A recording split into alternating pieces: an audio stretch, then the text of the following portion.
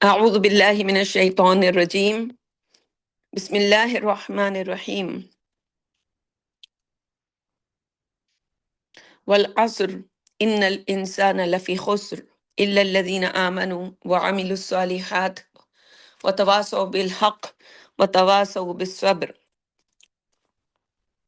رب اشرح لی صدری ویسر لی امری واحلل عقدۃ من لسانی یفقہوا قولی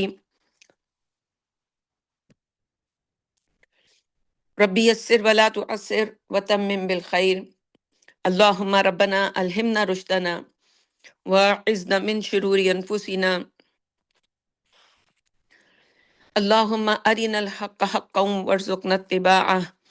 وأرنا الباطل باطلا وارزقنا اجتنابه آمین یا رب العالمین. سبحانك لا علم لنا إلا ما علمتنا وعلى الله توکلنا. السلام علیکم ورحمۃ اللہ وبرکاتہ. امید اور دعا ہے کہ سب خیریت کے ساتھ ہوں گے. جو دروس ہم آج سے شروع کرنے جا رہے ہیں یہ ہفتے وار بدھ کے دن ایک درس ہم نے کوئی 5 یا 6 سال پہلے یا شاید اس سے بھی زیادہ ہم نے شروع کیے تھے، اور جب سے قرآن مجید کی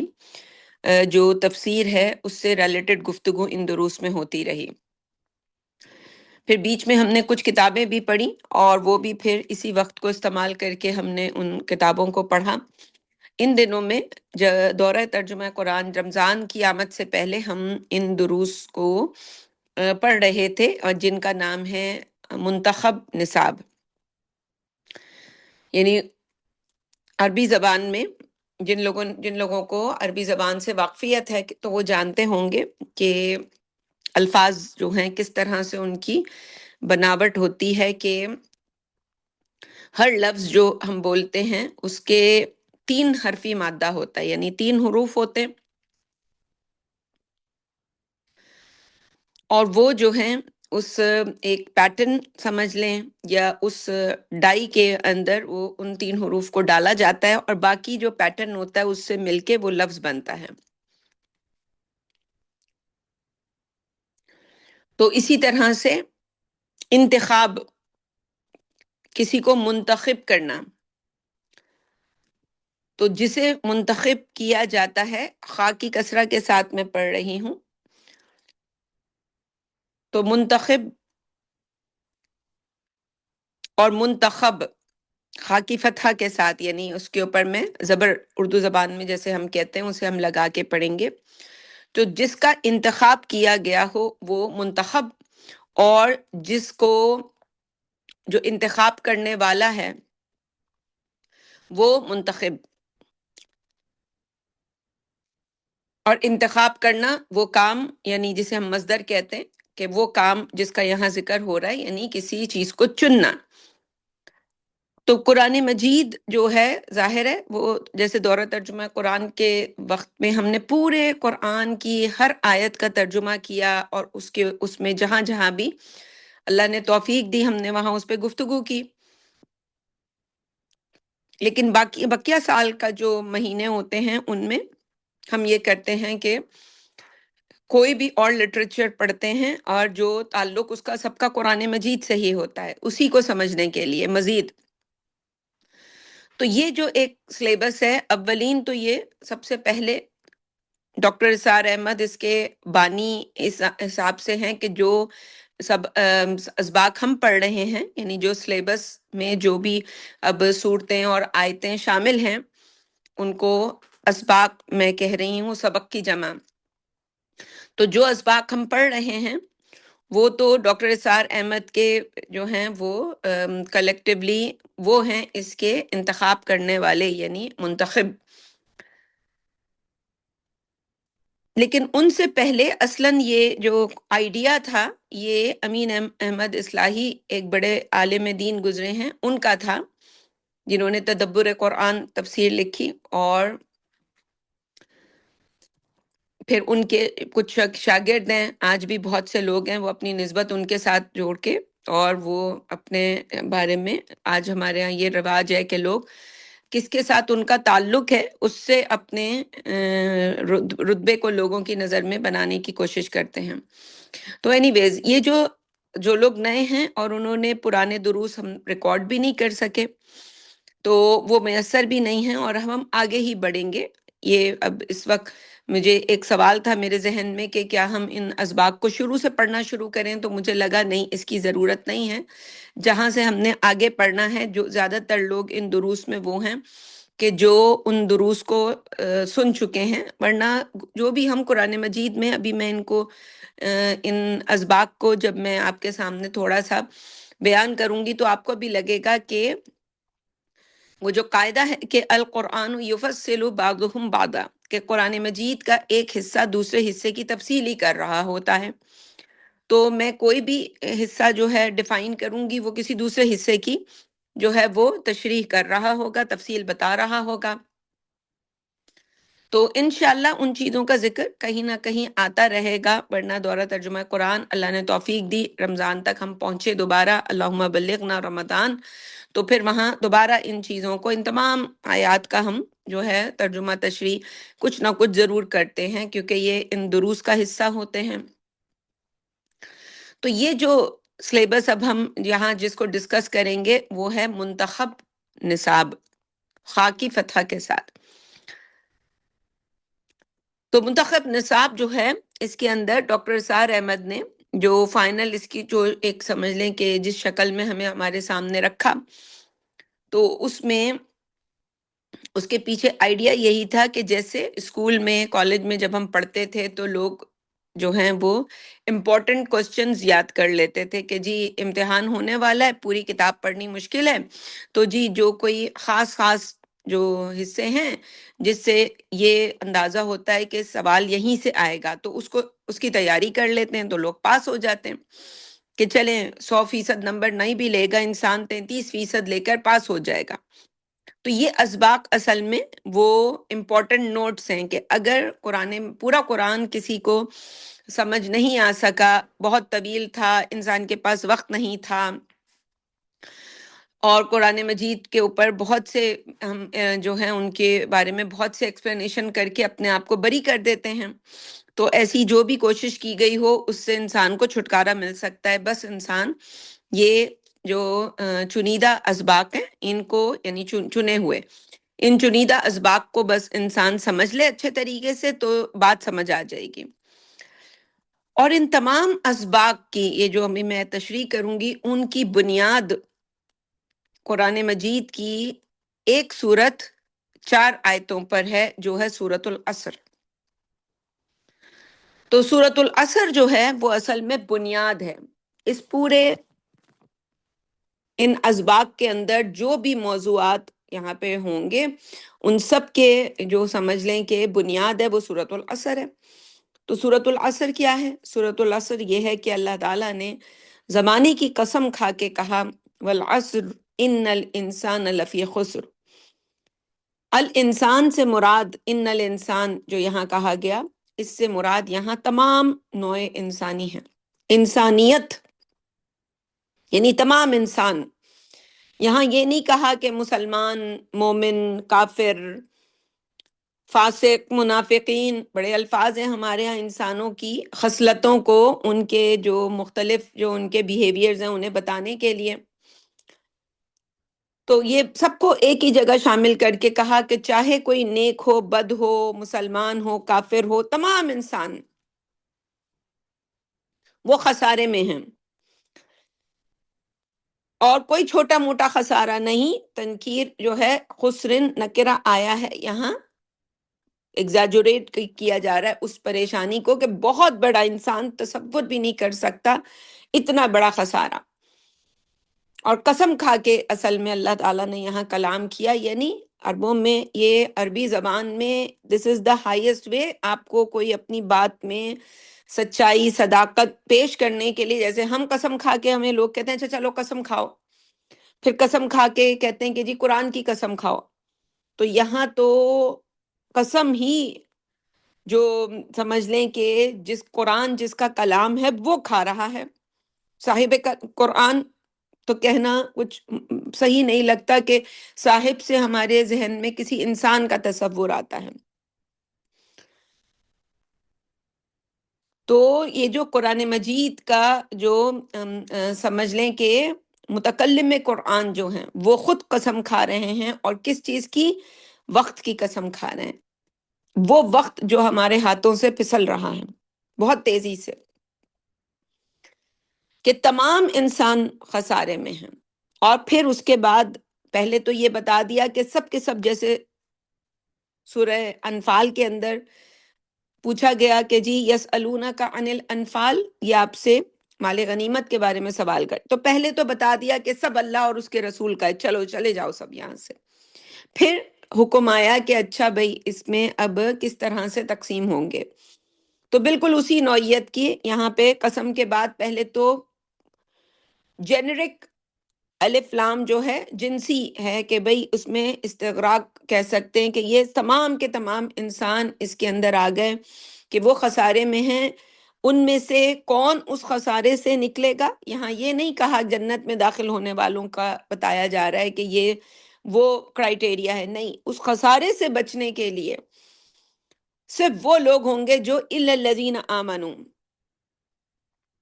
جو ایمان لائیں گے، ان کے اندر ایمان کی صفت ہوگی۔ اب ایمان سمجھنے کے لیے یہ نہیں ہوگا کہ کسی انسان کے ذہن میں جو ایمان کا تصور ہے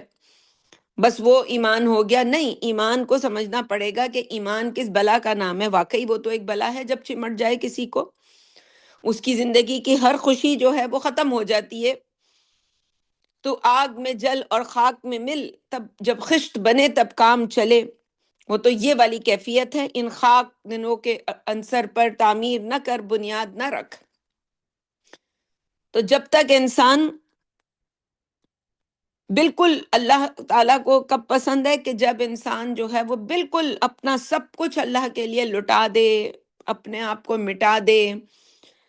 تو پھر اللہ کیا اس کا کوئی مقام بننا شروع ہوتا ہے۔ یہ نہیں ہوتا کہ وہ بن گیا اور ہمیشہ کے لیے محفوظ ہو گیا، نہیں، وہ تو وہ اصحاب بدر ہیں کہ جو گئے اور اللہ تعالیٰ نے ان کے اگلے پچھلے تمام گناہ معاف کر دیے۔ یعنی کوئی ایسا امتحان اللہ نے کسی سے زندگی میں لیا، اب ہماری زندگیوں میں تو وہاں تو نبی اکرم صلی اللہ علیہ وسلم تھے، انہوں نے بتا دیا، ہمیں تو نہیں پتہ چلتا کہ ہماری زندگیوں میں کہیں اللہ نے ہم سے کوئی ایسا امتحان لیا ہو جس میں ہم نے بالکل جو ہے اپنی تمام اپنا دن من دھن سب لگا دیا، تو اللہ تعالیٰ نے اس کے نتیجے میں ہمارے اگلے پچھلے سب گناہ معاف کر دیے۔ تو ہمیں کیونکہ پتہ نہیں، تو ہم تو یہی تصور کرتے رہتے ہیں کہ بس وہ آخر تک ہماری زندگی کے ہمارے وہ امتحانوں کا سلسلہ ختم نہیں ہوتا۔ ہو سکتا ہے اللہ کی نظر میں کوئی ایسا امتحان وہ جو اللہ نے اپنے دین کے لیے، اب جیسے ابھی کوئی بھی انسان کوئی چندہ جمع کر رہا ہے، پیسے جمع کر رہا ہے لوگوں سے، ان میں مختلف فلاح کے کام ہو سکتے ہیں، مسجد کی تعمیر کا کام ہے، اس کے لیے انسان چندہ جمع کر رہا ہے، اس میں ایک تعمیر مسجد میں یہ بھی ہوتی ہے کہ کوئی پرانی تعمیر شدہ مسجد ہے اس کے لیے چندہ درکار ہو، ایک ہے کہ نئی جو تعمیر شدہ مسجد ہے اس میں جو ہے وہ چندے کی ضرورت ہو۔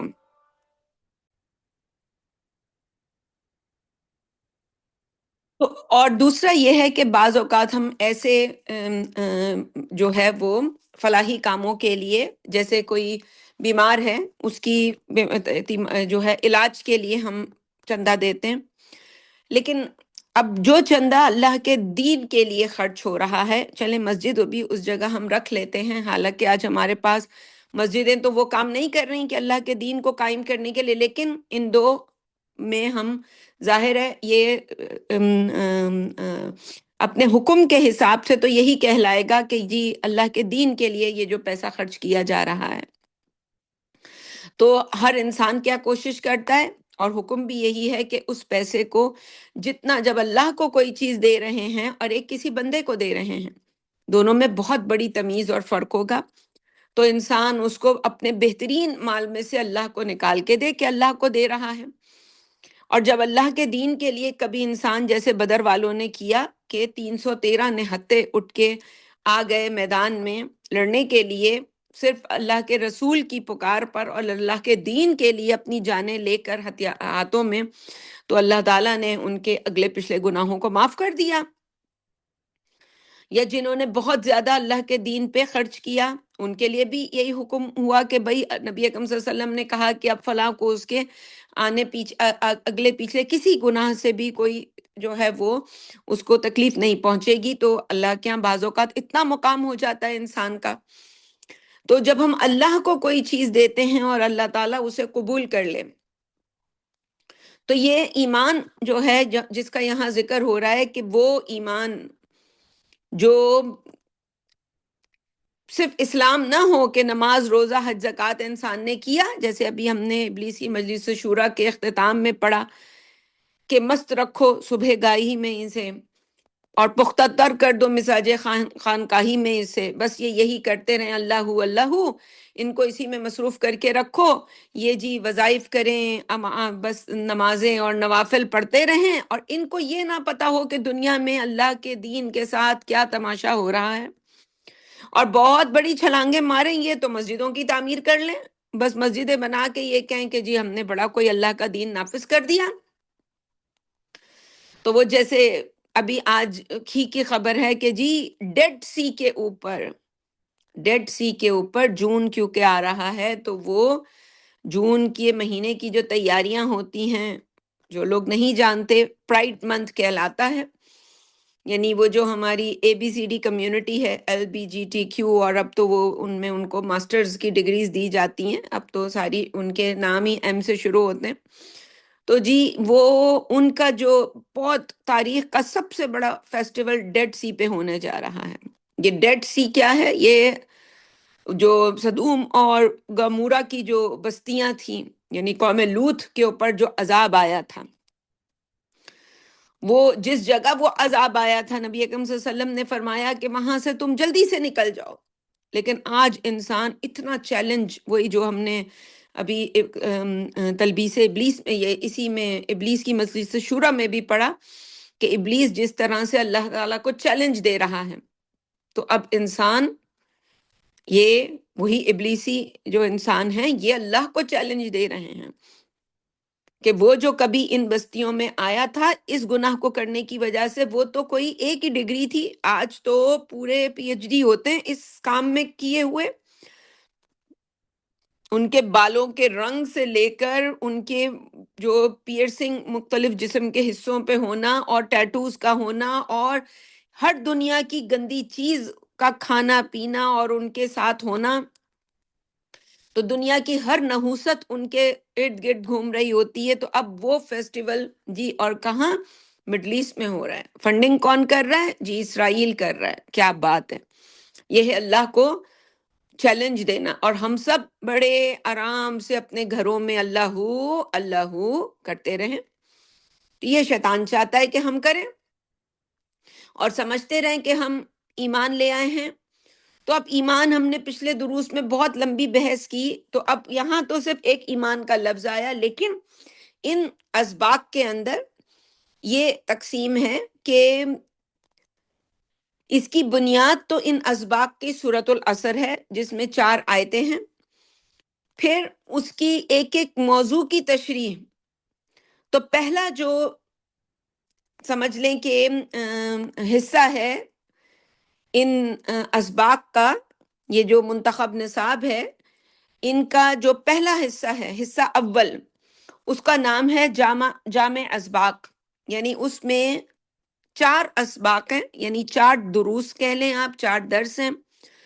اور وہ چاروں کے چاروں ان کے اندر جو باتیں سورۃ العصر میں بیان ہوئی ہیں، وہ ساری باتیں اس میں بیان ہوئی ہیں، ان چاروں میں بیان ہوئی ہیں۔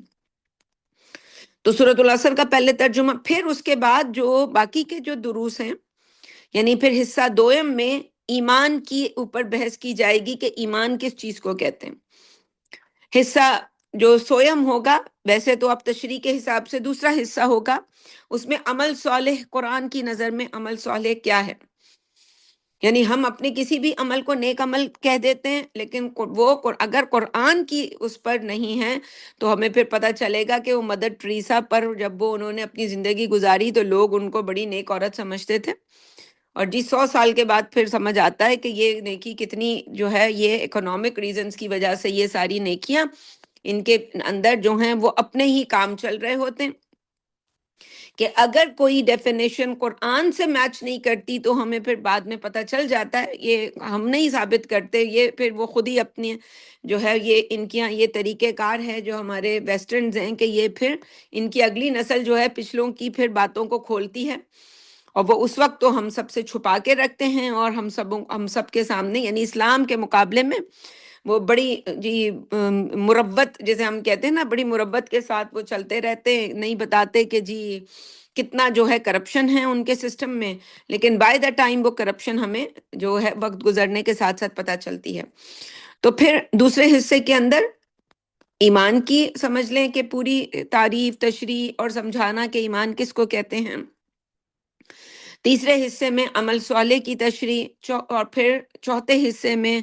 تواصی بالحق کس کو کہتے ہیں، اور جو آخری حصہ ہے اس میں تواصی بالصبر کس کو کہتے ہیں، یعنی سورۃ العصر کے جو جتنے 4 جز ہیں جسے کہا گیا کہ خسارے سے بچنے کے لیے یہ 4 کام۔ تو اس میں سورۃ العصر کا ایٹ لیسٹ ترجمہ آپ کے سامنے رکھ دیتی ہوں کہ الا الذین آمنوا، سوائے ان لوگوں کے جو ایمان لائیں۔ تو ایمان جو ہے وہ پھر اس کے لیے قرآن کے بے حساب موضوعات ہیں جن کی تشریح ہوگی، لیکن پہلے یہ 4 جو اسباق ہیں، تو الا الذین آمنوا، ایمان لائے، وعملوا الصالحات، اور پھر خالی ایمان لانا کافی نہیں ہے بلکہ انسان عمل کرے، الصالح عمل، اور پھر اس کے بعد وتواصوا بالحق، پھر جو سمجھ لیں کہ جو محنت انسان اپنے ایمان اور اپنے عمل کو رگڑنے میں، صالح عمل سے مراد بہت ہی کوئی ہلکا پھلکا عمل نہیں ہے، یہ وہ عمل ہوتا ہے کہ جو انسان اپنی کھال بال، اپنا اپنا تن من دھن، فیملی، بچے، شادی، سب کچھ دے کر پھر جو کچھ بھی اس کے نتیجے میں انسان کو حاصل ہوتا ہے، تو یہ جو اس کی اپنی زندگی کی صبح شام ہے اس میں جو محنت ہے وہ جو خود کر رہا ہے، پھر اس کی تلقین دوسروں کو، تواسی بالحق یعنی وصیت کرنا حق کی، یہی حق ہے، یعنی یہی حق تھا اللہ تعالیٰ کا، اور یہ جو اتنی اچھی زندگی اللہ نے ہم کو دی اس کا یہی حق تھا کہ جب انسان اپنی آنکھیں کھولتا ہے دیکھتا ہے کہ اللہ نے مجھے اتنی اتنی جو خیر دی ہے، ہر طرح کی صلاحیتیں مجھے دی ہیں، ایک انسان بنایا مجھے، اور پھر میری ضرورت کی تمام چیزیں اس دنیا میں میسر ہیں، تو اللہ کو پہچاننے کے بعد اس کا حق سمجھتا ہے کہ اب اس کے دین کے لیے کیا کرے، محنت کرے، یا اس کو اس کی بادشاہت اس دنیا پہ رائج ہو جائے، ہر کوئی اللہ کو جانتا ہو، اللہ کی بندگی کرتا ہو، اور اپنے بتائے ہوئے طریقے سے نہ بندگی کرتا ہو بلکہ جو محمد الرسول اللہ نے طریقہ بتایا اس طریقے سے۔ تو یہ حق دوسروں کو بھی کنونس کرنا، انہیں سمجھانا، اور پھر آخری چیز ظاہر ہے جب ہم یہ کام کرتے ہیں تو اس کے بعد یہ لوگوں کی طرف سے جو ہمیں اس کے لیے ایک تو سب سے پہلے تو ہمیں جو اس کے مقابلے میں ایک طرح کی مخالفت دیکھنی پڑتی ہے وہ اپنے گھر سے شروع ہو جاتی ہے۔ گھر والے اب یہ تو نہیں کہہ سکتے کہ جی اللہ کو نہیں مانتے، اللہ کی کتاب کو نہیں مانتے، وہ یہ بھی نہیں کہہ سکتے کہ جو باتیں کر رہے ہیں یہ غلط ہیں، وہ جو الزام اس بندے کے اوپر لگاتے ہیں وہ یہی ہے کہ اس بندے کا دماغ خراب ہے، پرابلم یہ بندہ ہے، جیسے وہ شعیب علیہ السلام کو ان کی قوم نے کہا تھا کہ تم تو بڑے انٹیلیجنٹ بندے تھے شعیب ہماری قوم کے، یہ تم کس کام پہ لگ گئے ہو؟ پھر وہ کوئی بیوی اگر یہ کام کر رہی ہو تو شوہر کہیں نہ کہیں سے، وہ تو ہمیں بے حساب لوگ مل جاتے ہیں، اور یہ تو ہر بندہ ہی ہمارے یہاں مولوی بنا پھرتا ہے، تو وہ فتویٰ دے دیتے ہیں کہ جی ہاں یہ گھروں میں کرنے کا کام نہیں ہے، تو بیگمات جو ہیں وہ اس سے خالی رہیں۔ اچھا جی حضرات کی طرف دیکھتے ہیں کہ کوئی حضرت صاحب ہیں جو یہ کام، ہاں وہ جتنے بھی حضرات مل رہے ہوں گے وہ ہمارے ہاں بھی آئے ہوئے بھی ہیں نا، مفتی یوٹیوبر ٹائپ کے جو مفتی ہوتے ہیں، تو وہ جی پوری دنیا میں گھومتے ہیں،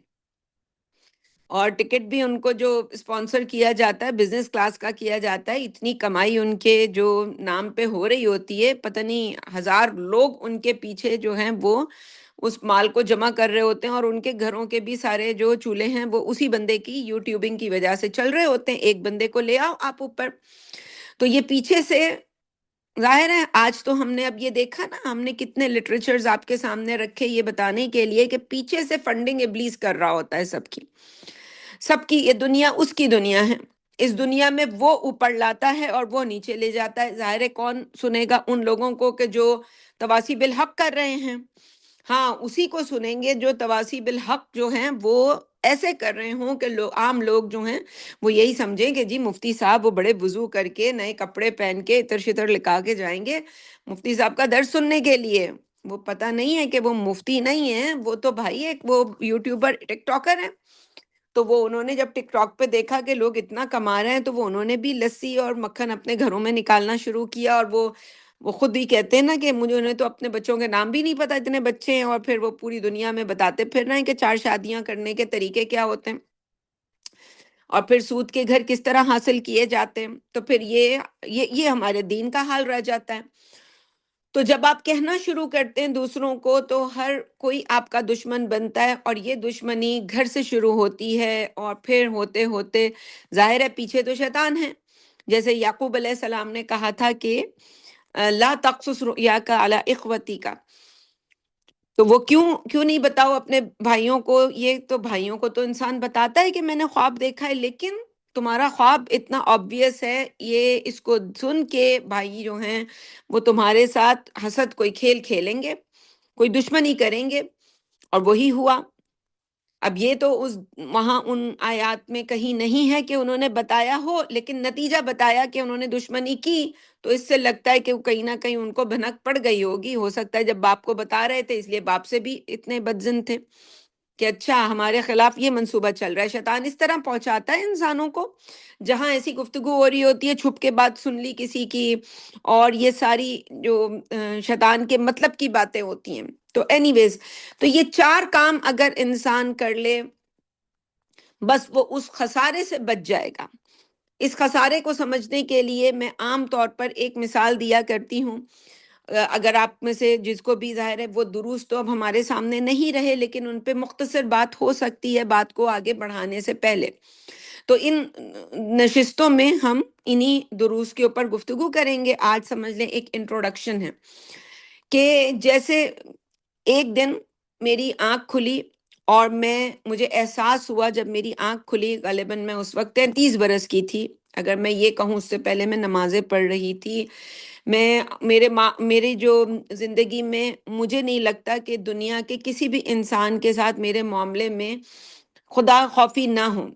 ہر انسان کے ساتھ معاملہ، چاہے وہ سسرالی رشتے ہوں یا مہکے کے رشتے ہوں، سب کے ساتھ اللہ کے خوف سے میں سب سے تو معاملات بالکل ایکیوریٹ تھے، 100% تھے۔ لیکن پھر بھی میری جب آنکھ کھلی تو میں اس وقت نمازوں کی پابندی تھی، معاملات بالکل ٹھیک تھے۔ میری آنکھ کھلی تو پتہ چلا مجھے کہ میں سو رہی تھی، ظاہر ہے آنکھ کھلی اس سے پہلے پتہ چلا اچھا میں سو رہی تھی، اور میں ڈوب رہی تھی۔ ایک سمندر ہے، پانی کا دریا ہے، سمندر ہے، میں اس میں کوئی پول ہی سمجھ لیں اس کو، میں اس میں ڈوب رہی تھی بہت بڑا سا۔ تو میری آنکھ کھلی اور مجھے تیرنا تو نہیں آتا تھا، مجھے نہیں پتا تھا قرآن، کسی نے مجھے آج بھی یاد ہے میں نے اس زمانے میں قرآن مجید پڑھانا شروع کیا، صرف ناظرہ ہی پڑھاتی تھی لوگوں کو تجوید کے نام پر، کچھ جو بھی اس وقت تجوید آتی تھی 3-4 استادوں سے اس وقت بھی پڑھ چکی تھی، لیکن جو آتی تھی مجھے آج لگتا ہے تو وہ تو آتی ہی نہیں تھی، وہ تو صرف تجوید کے نام پہ میں لوگوں کو کیچ کر پائی کہ جی تجوید پڑھائی جا رہی ہے، تجوید کا تو ابھی مجھے پتہ ہی نہیں تھا کہ وہ کس بلا کا نام ہے۔ لیکن خیر ہم پڑھاتے تھے، اور کسی نے مجھ سے ایک دفعہ تجوید میں جب قرآن پڑھا رہی تھی، سن رہی تھی، بلکہ پڑھانا کیا سننا ہوتا تھا، تو اس وقت کسی بہن نے مجھ سے یہ سوال کیا، ایک لفظ مجھے آج بھی یاد ہے، وہ ان کے مطلب کا ہوگا، جب بھی انہوں نے مجھ سے کہا کہ جی فَسَيَكْفِيكَهُمُ اللَّهُ، اس کا ترجمہ کیا ہے؟ اور میں ان کی شکل دیکھ رہی تھی کہ اچھا اس کا کوئی ترجمہ بھی ہوتا ہے، یعنی غیر ارادی طور پر یہ بات پتہ تھی، لیکن ایک کانشیس مائنڈ کے ساتھ میں نے اس دن پہلی دفعہ یہ بات سنی کہ اوہو قرآن مجید کا تو ترجمہ، یہ پوری کہانی ترجمے کی کہاں ہے؟ میری زندگی میں تو بس یہی ہے، ہم پڑھا رہے ہیں اور موٹی موٹی باتیں سب کو پتہ ہیں۔ پھر وہ دن تھا کہ جی قرآن مجید کی تفسیروں کو کھنگالنا شروع کیا، اور بس وہ آج کا دن ہے کہ اس دن سے آج تک فرصت نہیں ہوئی ہمیں، حالانکہ لوگ ہمیں دیکھ کے اس وقت یہ سمجھتے تھے کہ یہ جب ایک تصویر جو بھی تفسیر اس وقت سن رہی تھی میں، کہ جب یہ ختم ہو جائے گی تو میرا کیا ہوگا، میں تو بالکل ایک ناکارہ چیز بن جاؤں گی، مجھے تو کام کرنے کو کوئی نہیں ہوگا۔ تو پتا چلا کہ اتنا بڑا سمندر ہے اور ڈوب کے جانا ہے۔ تو پھر صرف سمندر میں یہ نہیں ہے کہ آپ نے اس ترجمہ تفسیر پڑھ لی، پھر تو اللہ تعالیٰ آپ کے سامنے آپ سے یہ شرط لازم کرتا ہے کہ اب اس میں ڈوبنا بھی ہے، اس سمندر میں آ جاؤ۔ پھر اس کو اس کو جب مشق کرنا شروع کرتا ہے انسان، جسے عمل صالح کہا، پھر اس کے بعد انسان کو سمجھ آتی ہے کہ یہ تو کہاں میں آ گیا، میں تو اس سے پہلے بڑی خوشحال زندگی گزار رہا تھا یا گزار رہی تھی۔ پھر اس کے بعد پتہ چلتا ہے اتنا بھی کافی نہیں ہے، تواصی بالحق بھی کرنا ہے، اس کے بغیر بھی گزارا نہیں ہے۔ پھر پتہ چلتا ہے کہ اب وہ جو تواصی بالحق ہے اس کے لیے وہ جو زخم اب انسان کو لگے، وہ ساری زندگی انہی زخموں کو بھرتا رہے انسان، بس یوں ہی کر کے زندگی تمام ہو جاتی ہے۔ تو جو مثال میں دے رہی تھی وہ یہ تھی کہ میری آنکھ کھلی اور میں ڈوب رہی تھی اور میں سو رہی تھی، میری آنکھ کھل گئی، میں جاگ گئی۔ اب تیرنا تو نہیں آتا تھا، لیکن کچھ کر کے میں نے، ظاہر ہے میں اسمارٹ تھی، اس حساب سے پڑھی لکھی تھی، تو میں نے تیرنا سیکھ لیا۔ وہ کہتے ہیں نا 4 مہینے کا بچہ بھی اگر سوئمنگ پول میں اسے پھینک دیا جائے تو وہ اپنی جان بچا سکتا ہے، یعنی یہ سوئمنگ جو ہے جیسے جانوروں کو سب کو آتی ہے نیچرلی، تو وہ تو ہم جو ہیں انسان آج اپنی جو ہماری جو پوٹینشیل ہے اس کو خود ہم نہیں جانتے۔ تو میں نے بھی تیرنا سیکھ لیا، کچھ ہاتھ پاؤں چلائے اور میں اپنے آپ کو بچاتی ہوئی کہ اس کنارے تک لے کر آئی، اور میں لانے کی یعنی باہر نکال کے اپنے آپ کو نکالنے کی کوشش کر رہی تھی، تو مجھے احساس ہوا کہ میرا جو پاؤں ہے وہ ایک زنجیر کے ساتھ بندھا ہوا ہے۔ یہ ہے تواصی بالحق۔ میں پہنچی اس زنجیر کو ٹریس کرتے ہوئے کہ میں اس کو کھولوں گی نہیں تو میں باہر نہیں نکلوں گی۔ دیکھا تو وہ زنجیر جو تھی دوسری طرف میرے بیٹے کے پاؤں کے ساتھ بندھی ہوئی تھی، اب وہ بھی سو رہا تھا، وہ بھی ڈوب رہا تھا۔ میں نے اس کو جگایا اور اس کو کہا کہ بیٹا اٹھو، تم اٹھو گے نہیں تو میں بھی ڈوب جاؤں گی تمہاری وجہ سے، اور اس کو کنونس کیا صرف جاگنا کافی نہیں ہے، اس کو بھی تیرنا ہوگا، تب ہم اپنی جان بچا سکیں گے۔ اب ہم دونوں، وہ کنونس ہو گیا اور ہم دونوں اپنے آپ کو باہر لائے نکالنے کے لیے، تو پتا چلا کہ اس کا پاؤں بھی ایک زنجیر سے بندھا ہے، ہم باہر نہیں نکل سکتے جب تک میں اس کا پاؤں نہیں کھلوانے میں اس کی مدد کروں گی۔ پھر ہم پہنچے اس زنجیر کو ٹریس کرتے ہوئے تو پتا چلا اس کا باپ اس زنجیر سے بندھا تھا، اور اب ان کو کنونس کیا، اور وہ جو ہے فرض کریں کوئی انسان ہے، وہ کہتا ہے کہ نہیں بھئی میں تو خواب میں بہت عالیشان گھر میں ہوں، جنت میں ہوں، میں خواب میں دیکھتے ہیں لوگ، خواب ان میں دیکھتے ہیں کہ وہ جنت میں چلے گئے تو جنت میں ہوں، اور مجھے تو بہت مزہ آ رہا ہے، بالکل یہ خواب ایسا ہے کہ میری حقیقت، مجھے نہیں جاگنا۔ لیکن ان کو سمجھائیں گے کہ اگر آپ نہیں جاگیں گے تو باقی لوگ بھی ڈوب جائیں گے، اور اسی طرح جب ان کے پاؤں کے ساتھ ان کا باپ بندھا اور ان کے پاؤں کے ساتھ ان کا بیٹا بندھا، اور یوں کر کے یہ سلسلہ کبھی ختم نہیں ہوتا۔ تو ہم سب ایک دوسرے کے ساتھ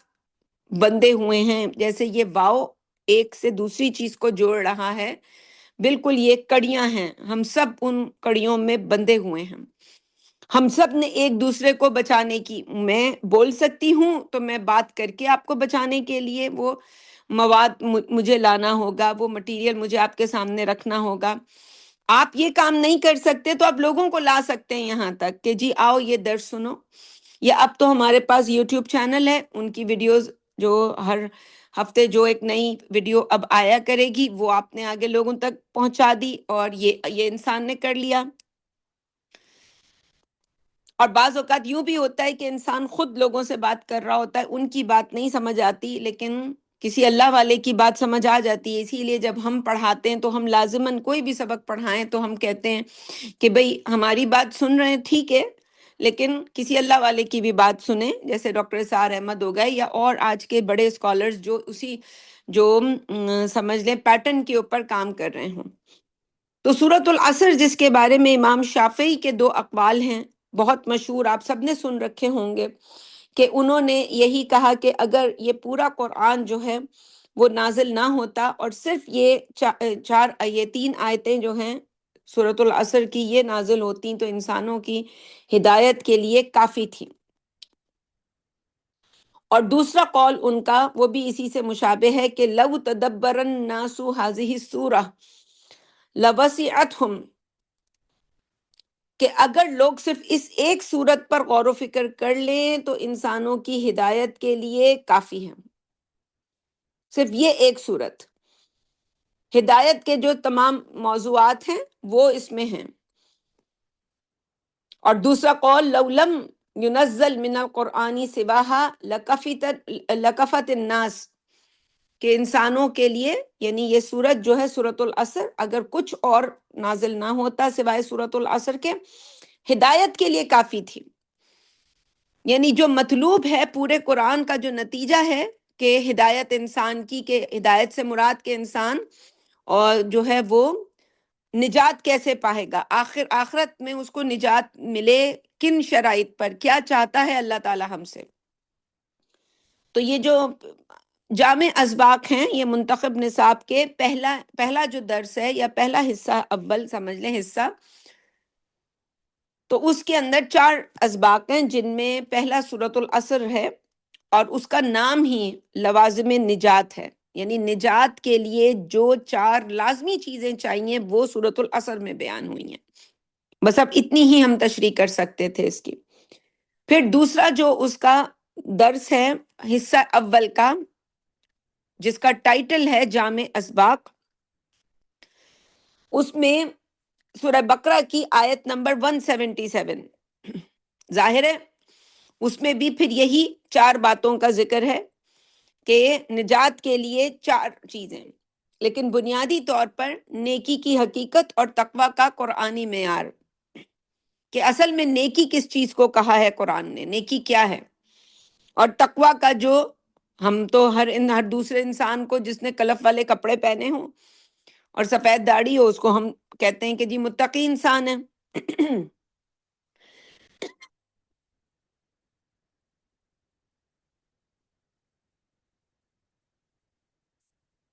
لیکن قرآن مجید کی نظر میں متقی کون ہیں؟ اللہ کے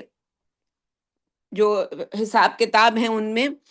جو اللہ تعالیٰ کی نظر میں کون ہے متقی، تو اس کی تعریف پھر سورہ بقرہ کی آیت نمبر 177 کی روشنی میں ان اسباق میں کی جاتی ہے، تو اسے آیت بر کا نام دیا۔ لیس البر ان تولوا، بر کا لفظ وہاں آیا ہے کہ جس میں نیکی کی تعریف بتائی گئی ہے کہ نیکی یہ نہیں ہے کہ تم اپنے چہرے مشرق یا مغرب کی طرف کرو، بلکہ نیکی یہ ہے، پھر طویل اس کی ڈیفینیشن ہے۔ تیسرا جو درس ہے وہ ان جامع اسباق کا، وہ اس میں مقام عظیمت بتایا گیا ہے کہ قرآن کی جو سمجھ لیں کہ حکمت ہے اس کی اساسات کیا ہیں، اور اس کے لیے سورہ لقمان جو ہے اس کے دوسرے رکوع کی روشنی میں اس کا پورا ایک رکوع ہے، یعنی پہلے درس نمبر 1 ایک سورت ہے پوری کمپلیٹ، درس نمبر 2 ایک پوری آیت ہے، طویل آیت، آیت بر، اور درس نمبر 3 جو ہے وہ پورا رکوع ہے ایک، جس میں لقمان جو ہیں وہ ایک حکیم انسان، اور انہوں نے جو اپنے بیٹے کو کچھ نصیحتیں اور کچھ وصیتیں کی، وہ ساری ان کی روشنی میں مقام عظیمت، کہ ایک تو وہ مقام ہوتا ہے جو عام لوگوں کا ہوتا ہے کرنے کا، جیسے اب ہمارے اس درس میں جتنے بھی لوگ سن رہے ہیں تو ہر انسان اپنی اپنی پوٹینشل کے حساب سے کام کرے گا اور اپنی اپنی پوٹینشل کے حساب سے اس کام کو آگے بڑھائے گا۔ لیکن میں کیونکہ آپ سب کو انوائٹ کر کے اور میں اس درس کو ہوسٹ کرتی ہوں، تو میرے لیے جو کرائٹیریا ہے وہ بہت اونچا ہوگا، وہ نہیں ہوگا جو باقی تمام لوگوں کے لیے ہے۔ میرے لیے کرائٹیریا یہ ہوگا کہ وہ تمام شریعت کے احکام، کیونکہ باقی درس یعنی کسی بات کے اوپر درس دینا تو بہت آسان ہے، مسئلہ یہ ہے کہ جہاں شریعت آپ سے مطالبہ کرتی ہے کہ یہ پریکٹیکل کر کے دکھانا ہے، وہ پریکٹیکل سب نہیں کر سکتے، ویسے تو سب کر سکتے ہیں، لیکن کچھ لوگ ایسے ہوتے ہیں ان میں اتنی ہمت نہیں ہوتی کہ ان پریکٹیکلز کو کرنے کے نتیجے میں جو ان کو جتنی جو سمجھ لیں کہ اس کو کھڑا رہنے کے لیے جو انرجی چاہیے وہ ان میں نہیں ہوتی، اور وہ ظاہر ہے لوگوں کو ہوسٹ بھی نہیں کر رہے ہوتے، وہ عام لوگ ہوتے ہیں، سننے والے ہوتے ہیں، تو ان کے لیے کچھ رعایت ہوتی ہے۔ لیکن ہم جیسے لوگ جو لوگوں کو جی ایڈ بنا کے اپنا لوگوں کو اپنے گھر بلاتے ہیں کہ جی آئیے ہمارے گھر، ہم قرآن سکھاتے ہیں آپ کو، تو ہمارے لیے تو کوئی رعایت نہیں ہے۔ جو مفتی بن کے لوگوں کو بے وقوف بنا رہا ہو اس کے لیے تو کوئی رعایت نہیں ہے، اس نے تو 100% شریعت کے احکام پر عمل کر کے دکھانا ہے۔ اس میں مردوں اور عورتوں میں پھر تھوڑی تخصیص آ جاتی ہے کہ اگر کوئی خاتون یہ کام کر رہی ہوں گی تو ظاہر ہے، فرض کریں سود کا گھر ہے تو جی اب وہ اپنے شوہر کے اوپر ڈنڈا لے کے تو نہیں کھڑی ہو سکتی، تو ہمارے یہاں بہنیں اکثر ملتی بھی ہیں، جی پتہ چلتا ہے فلاں فلاں مدرسے میں 15 سال سے پڑھا رہی ہیں، اور جی گھر میں بھی جی خوب ترجموں کی کلاسیں ہوتی ہیں اور یہ ہوتا ہے اور تجوید کی بھی کلاس، سب کچھ ہو رہا ہوتا ہے، اور وہ مدرسے کا جو ہے جی وہ سرٹیفکیٹ تو کوئی انہوں نے لگایا ہی ہوتا ہے کہ جی لوگوں کو بتانے کے لیے کہ جی میں فلاں مدرسے سے پڑھ کے آئی ہوں، اور پھر وہ یہی ایکسپلینیشن اپنی دے رہی ہوتی ہیں کہ جی جیسے لوگوں جب ان سے پوچھا جائے کہ جی جیسے کبھی میری کسی سے بات ہو تو وہ مجھے یہی کہتے کہ بھئی کیا کریں، یہ تو شوہر نہیں مانتے،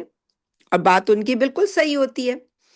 لیکن ظاہر ہے وہ یہ بات عام لوگوں کے سامنے رکھیں گی تو انہیں تو صحیح لگے گی، اور میرے سامنے رکھیں گی تو مجھے تو صحیح نہیں لگے گی، اس لیے کہ جب آپ خود ہی بتا رہی ہیں کہ جی آپ کو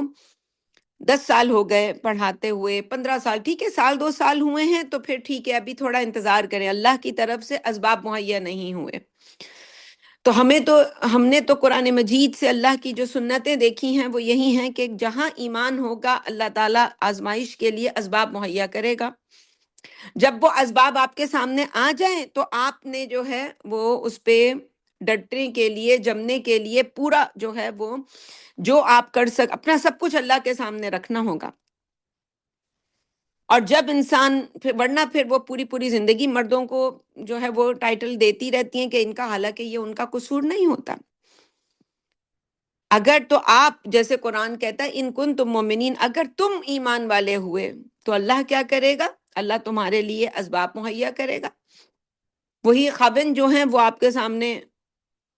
ڈیل کی طرح سے کوئی ڈیل رکھیں گے کہ بھئی یہ ایک مسئلہ، ان کو مسئلہ آئے گا اور وہ مسئلے کے لیے آپ سے حل پوچھیں گے، اور وہ حل وہی ہوگا جو شریعت کا مطالبہ ہے،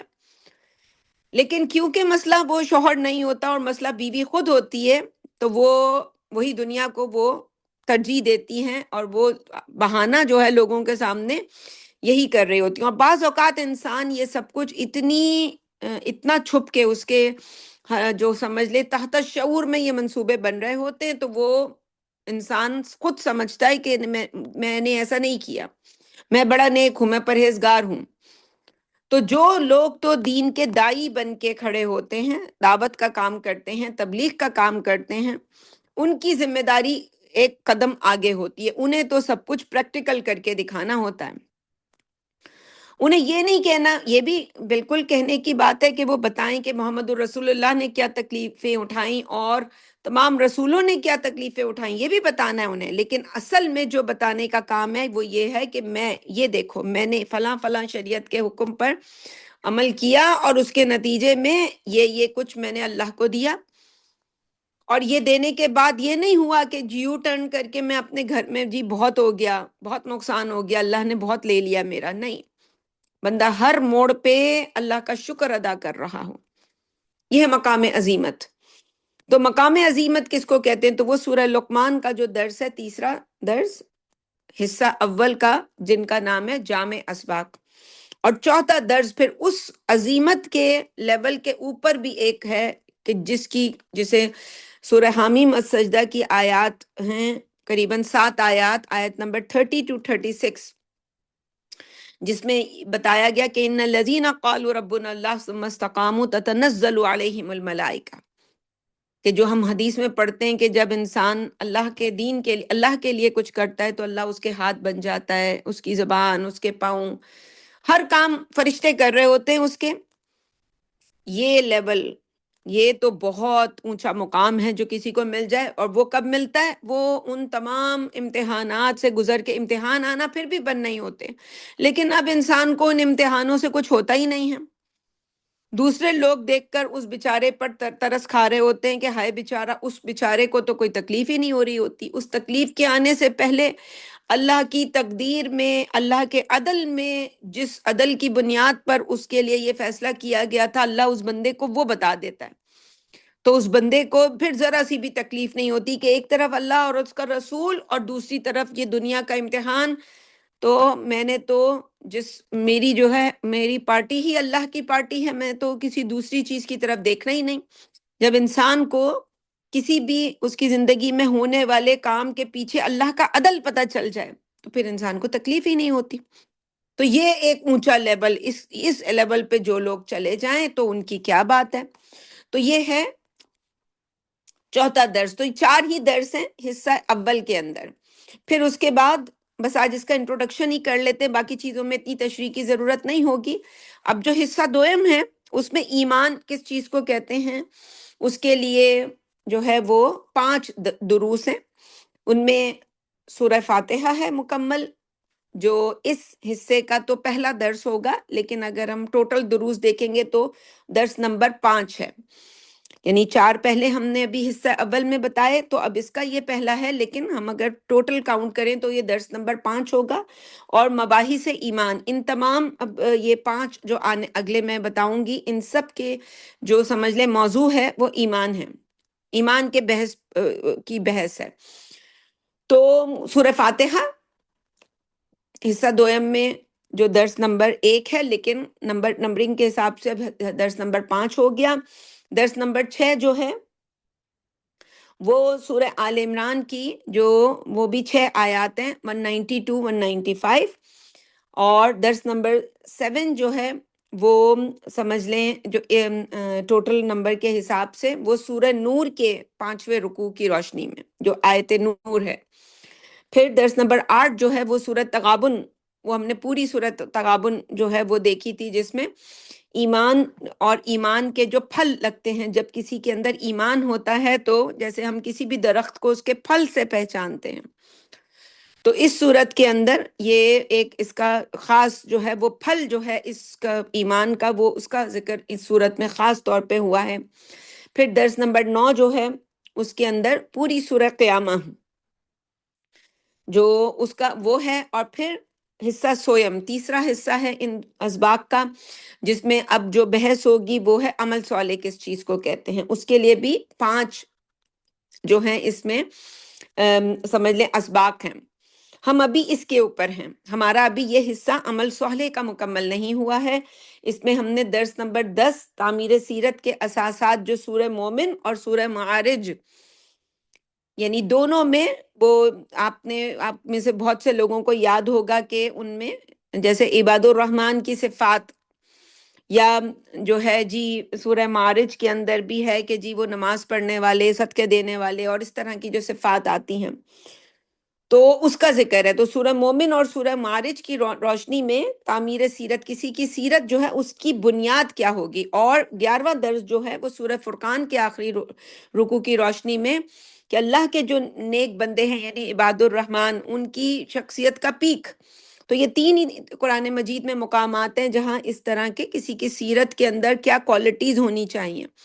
ان کا ذکر ہے. تو وہ تینوں یہاں آ گئی، جن میں درس نمبر 10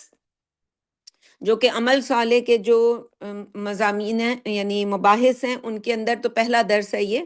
اور درس نمبر 11 جو کہ دوسرا درس ہے، یہ دونوں ہی تعمیر سیرت کے اوپر جو ہیں، کسی اللہ کے جو محبوب بندے ہیں ان کی شخصیت کے کیا خد و خال ہوں گے. تو اب اگلے ہفتے سے یعنی اگلے بدھ سے جو ہم شروع کریں گے، کیونکہ تقریباً 1 گھنٹہ ہمارا مکمل ہونے کو ہے، تو اتنا ہی لوگوں میں سیمنا ہوتا ہے. اب نیا درس جو ہے وہ اگلے ہفتے سے جو ہم کریں گے وہ سورہ تحریم، عائلی زندگی کے اہم اصول. یہ جو گھریلو زندگی ہے، میاں بیوی بچے، یہ جو ایک گھر ہے جو اللہ تعالیٰ کی یونٹ ہے اس دنیا کی، اس کے اوپر یہ سورہ تحریم کے اوپر یہ لیسن ہوگا، درس ہوگا انشاءاللہ. اسے تو یہ آپ سب کے لیے آسانی ہے کہ اس پورے ہفتے میں آپ ڈاکٹر اسرار احمد کا سن سکتے ہیں، جو سب سے بہترین ہے کہ منتخب نصاب جو ہے، میں اور اس کو جو ہے گروپ کے اندر میں اس کی کوئی ویڈیوز جو ہیں، کوئی پلے لسٹ جو ہے اس کو میں آپ کے لیے فارورڈ بھی کر دوں گی، تو اس کو آپ سنیں گے انشاءاللہ۔ تو پرانے اسباق اگر آپ کو پورا ہفتہ ہے آپ کے پاس، اس میں سے جتنے بھی آپ سن سکتے ہیں تو آپ سن لیں انشاءاللہ، پھر آگے بھی آپ ان کو سنتے رہیں، اور پھر ہمارے پاس بھی آ کے کچھ تھوڑا سا ریویژن ہوتا رہے آپ کا۔ لیکن اگلے ہفتے سے اب ہم باقاعدہ بدھ والے دن اس کام کو شروع کریں گے۔ اچھا، اب ساتھ ساتھ یہ ہے کہ بدھ والے دن یہ انشاءاللہ درس ہوتا ہے، اور تھوڑا سا وقت میں نے اس کا تبدیل کر دیا ہے، اور وقت جو ہے میں نے اس وقت جو ہے میں آج کے دن کے لیے یہ میں نے 12 بجے یہ درس شروع ہوا، اور اب سہولت یہ ہے کہ وقت آپ کے موافق ہو یا نہ ہو، اس میں فائدہ یہ ہے کہ آپ کے لیے ریکارڈنگ اویلیبل ہوتی ہے، تو آپ اس کو بعد میں اپنی سہولت سے جو شروع کا آپ کا مس ہو یا بعد میں مس ہو، آپ اس کو سن سکتے ہیں۔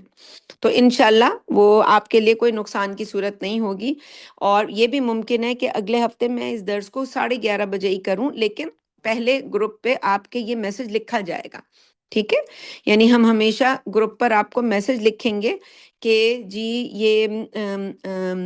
آج درس جو ہے وہ 11:30 بجے ہو رہا ہے، یا اگر آدھے گھنٹے کی تاخیر سے ہو رہا ہے تو 12 بجے ہو رہا ہے۔ اور پھر مستقبل میں میرے کچھ سفر ہیں، تو ان سفر کے دوران پھر میں اپنے دیکھوں گی کہ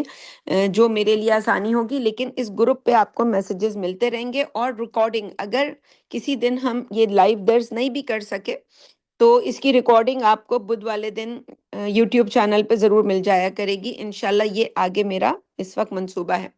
تو یہ باقی جو سلیبس کے بارے میں جو ہے ڈیٹیل آپ خود بھی دیکھ سکتے ہیں، باقی یہ کہ ہم جیسے جیسے پڑھتے رہیں گے آپ کے سامنے رکھتے رہیں گے۔ اس وقت ہم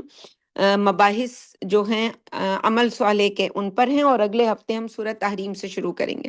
کسی کا کوئی سوال ہوگا تو میں وہ اخیر میں لے لوں گی، ابھی ہم مختصر دعا کر لیتے ہیں۔ اللہم صلی علی سیدنا محمد وعلی آل سیدنا محمد